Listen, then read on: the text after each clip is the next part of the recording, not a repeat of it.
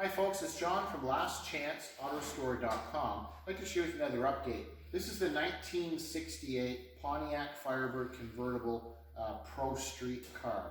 In an earlier video, we were sharing with you where we did a lot of body work and metal fabrication on both the driver's side rocker panel, and the latest video, or last video we did, was on the passenger side rocker panel where we reconstructed everything on the passenger side.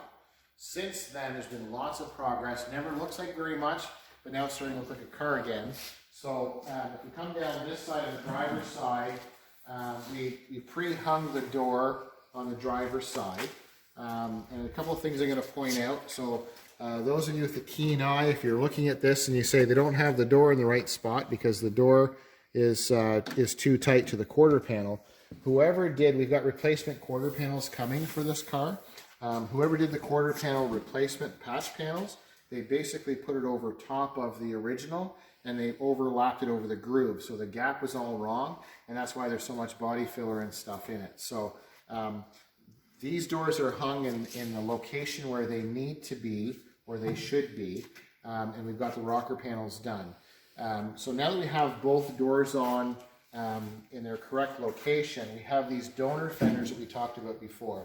These are not the fenders we're going to use for this car, but because everything had changed on it, they heavily changed and modified the firewall. They have that full frame in here, and if you recall in earlier videos you've been following along, nothing was lined up and the wheelbase was way off. So now we have everything kind of mocked up to where it should be, which is going to reestablish the original General Motors wheelbase. And the front, what we're doing is a little bit of a mock-up. So because it's going to be a resto mod, you can see some of my little artwork here on this front nose. And we've got some masking tape in here. I don't want to get ahead of myself, but we're going to be changing this nose. We're going to modify this because I never cared for that look too much. So we have this whole piece back a little bit. We're not going to use the factory filler panel along here. But something that's really important, and it's something nice for our customer to see because he lives far away. We have factory correct. These are Dynacorn inner fenders, and you can see where they have them in the proper location where they're supposed to go. It doesn't look like much, but it was a heck of a lot of work to get them into the location they need to be. This rad support is a factory original rad support. Once again, it's a reproduction.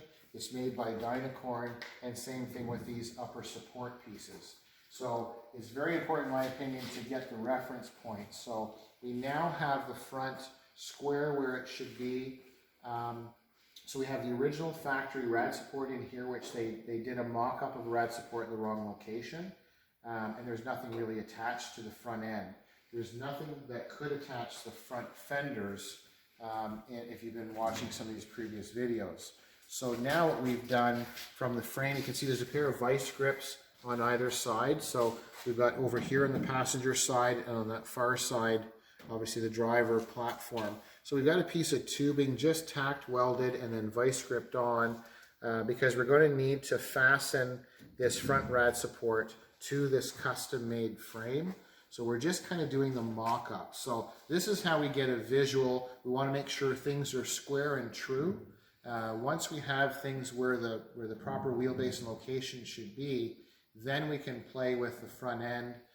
So the next thing on our agenda, which we're not sure how we're going to tackle it yet, but if the camera person comes to the front and just looks at the firewall head on, you can see we've got lots and lots of room in here, lots of little pieces of this flimsy tin. They move the wiper motor, instead of being in the middle using the normal mechanisms, they have it way over on the driver's side. Can't explain why they did that, and I'm not sure why they have all these gaping holes here going in from the passenger compartment into the engine compartment.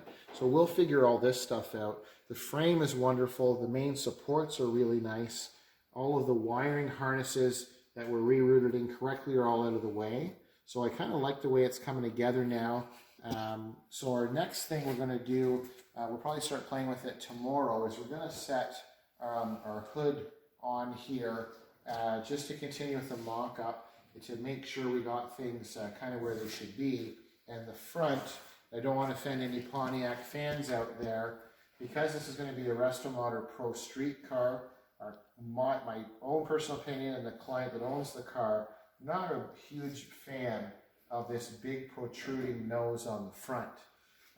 So we've got a few interesting ideas just to kind of change it a little bit. You're still going to recognize it's a Pontiac, but we're going to massage this a little bit and just kind of give it its own personal touch at the front.